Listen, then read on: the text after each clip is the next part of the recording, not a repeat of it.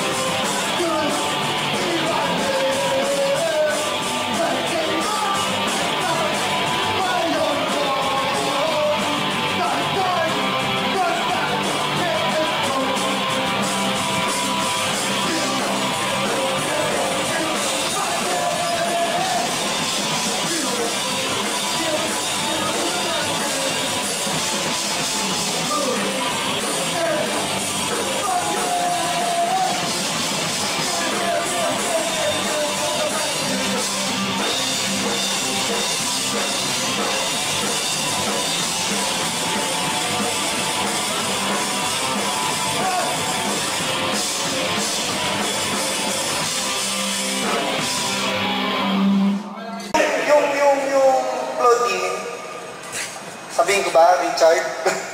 Girlfriend ni Richard yun. Claudine ang pangalan, pero ang tunay na pangalan ng Claudio. Si Claudio yun eh. Ngayon, yung Just Go Looney, sino yun? Si Alan Moore.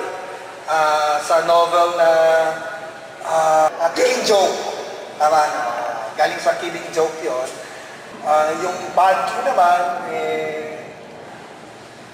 tungkol sa mga actually sa mga leaders ng mga ating lipunan.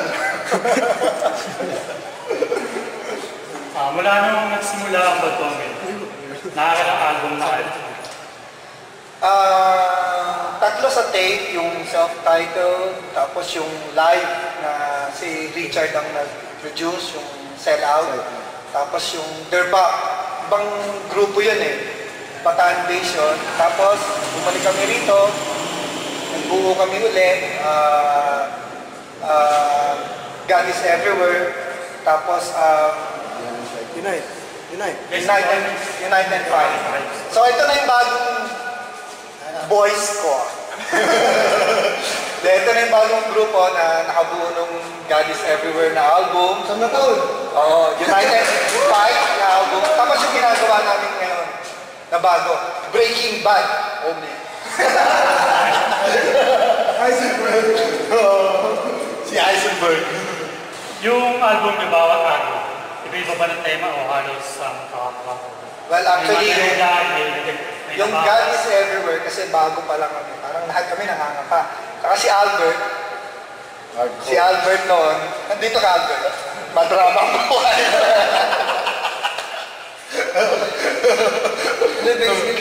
Yung mga kadrama doon ando naman yung mga elements ng isang typical na pangkarap na kanta, galit, mabilis.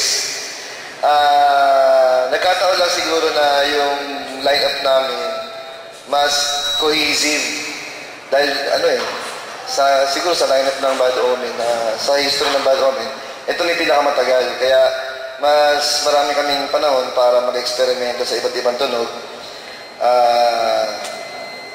Tsaka kung papansin nyo, mula nung God is Everywhere album hanggang United Fight, malaki yung tinalon ng music. Malaki yung tinalon. Maraming nangyaring tunog na dinaanan kami bago kami nag-arrive dun sa tunog na talagang akma para sa grupo na to. Ayan, yun ang kaibahan na Bad Omen na nagagawa namin ngayon. Kala in general, ano ang influence ng Bad Omen? Hindi, teka, balik lang ako muna dun sa God is Everywhere. Hindi, kasi dun sa God is Everywhere, dahil hindi pa kami ganun so yung music namin, doon namin muna linabas yung bawat individual music namin. Ngayon, so Unite and Fight, parang naging verified na kami, kaya lumabas na yung natin, yung talagang gusto namin ilabas. Yun ang... Hindi sasabihin si... sa next question. Ano yung influence ng Bad Omen in general? Bad Omen, mula nung simula kasi ang Bad Omen, nung 90s pa, street punk, basic punk rock ang Bad Omen. Kaya yun ang naging template namin sa ngayon na ginagawa namin. Mas modern lang siguro pakinggan, pero andun pa rin kami sa tunog ng lumang Bad Omen na 3-chord, mabilis, melody, yun ang so, punk rock pa rin. Punk rock pa din. Saka yun yung talagang plano na yung 3-chord album lang na gagawin sana namin. Pero mahirap pala, hindi namin kaya maging Ramones. Mahirap maging effective sa area na yun. Bilang musikero, paano yung nabubuo yung mga kanta niyo? Siyempre, kanya-kanyang titles, tapos yung rhythm, yung tono, yung tune, aluan, gano'n. Paano yung binabuo yung mga ganong konsepto, ganong ideas? Karamihan ng mga kanta namin, puro pine-present na namin sa grupo. May nasulat siyang kanta, i-present niya sa grupo as a raw. Then kami na yung maglalaro kung paano palalabasin yung tunog ng kanta. Pero meron ng basic na nagawa na bago pa man tumugtong ng studio. Well, yun, ganun nga yung tuwing gagawa ng kanta, papagandahin nila. Ayun. Yun ang mangyayari. Meron ba regular gigs ang Bad Omen sa ngayon?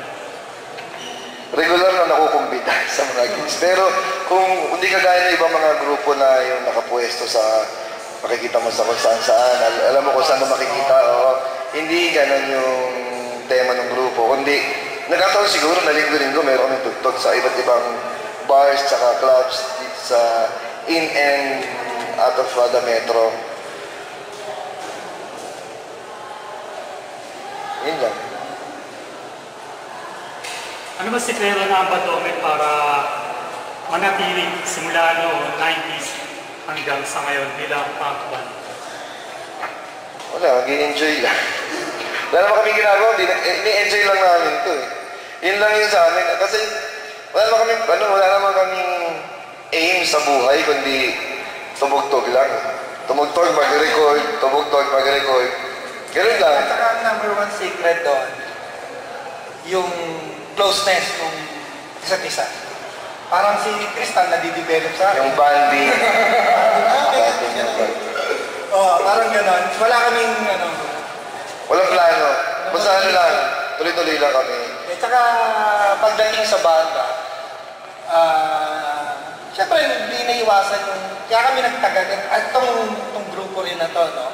Syempre sa banda hindi maiwasan yung sa tampuan, pero nare-resolve kagad namin. Plus,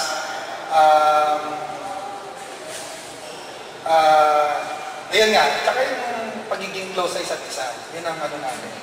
Kaya nagkaroon lang kami siguro ng pagkakaintindihan na pagpasensyahan namin yung yung bawat isa, yung kakulangan. Si Tristan. Lahat naman kami meron eh. Kasi di ba magiging effective yung grupo kung hindi mo pagpapasensyahan yung pagkakulang ng bawat isa. Kasi every now and then may lumalabas na yung problema, may mga priorities namin sa buhay. Ayan, lalabas yan. Pero, gano'n nga, dahil namamayani yung kagustuhan namin, enjoy namin yung ginagawa ng grupo. Kaya tuloy-tuloy kami.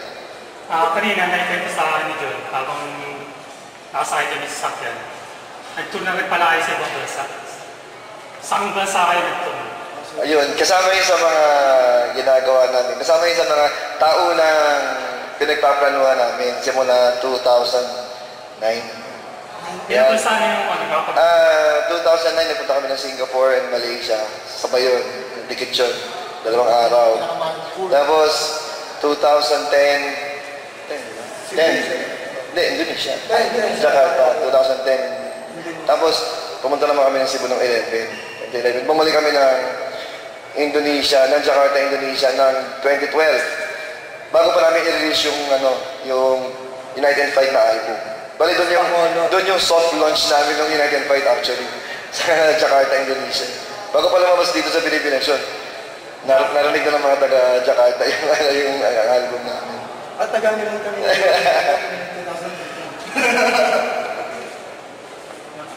Yung tungkol dun sa bagong album ilalabas nyo. 22 tracks, tama ba? Sa ngayon, yun ang binubuo namin. Actually, 20 pa lang yun eh.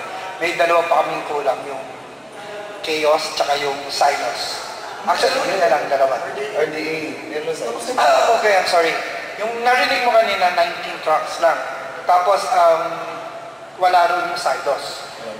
Tapos, may kulang pa kaming dalawa, yung RDA at saka Chaos. Yan na lang. And then, tapos na. Hindi pa naman. Kasi marami ka pang gagawin. Like yung acoustics, marami pa. May mga horns pa na kailangan ilagay. May mga violin, may mga dancers na kailangan sumayaw. Sa dami ng album, mga ilang album? 6 ba? 6 na album na. Pang-7 ngayon? No, I'm sorry. Pang-6 pa lang. Pang-6 ngayon. May plano rin ba kayong tumugtog ng MOA na solo? Sa MOA, solo? Bakit hindi? Masarap yun. Basta pa pang kumanunod sa atin.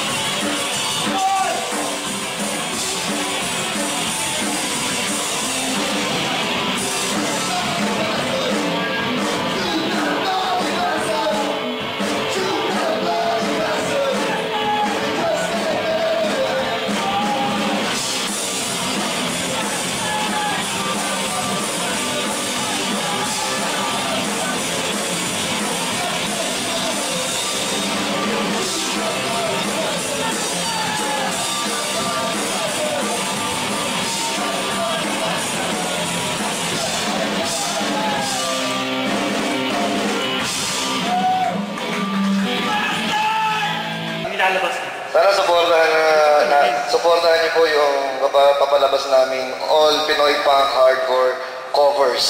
Lahat po nang lalabas sa bagong album puro gawa ng mga banda at individual na hinahangaan ng grupo. Mula noon hanggang sa kasalukuyan. Kaya abangan natin lahat yun. Kaya yun, abangan. Yung album Bad Omen. So 2014. Okay, maganda yung album kasi ito yung kasi from 80s to 90s and 2000 ang bands na kinover namin. Maraming surprise guest. Sana yun namin, pinaka-break namin yun, kaya dapat ang title, Breaking Bad Omen. Doon si Walter White at si Pinkman. Wala na sasabihin. Hindi ko na. Supportan nyo. Pero? Meron pa mga binibentang artworks. Ay, kung hindi na piniprinting ko. Hindi ko mabit. Ayun, so... Kanta na. Salamat. Thank you. Tapusin mo sa kanta.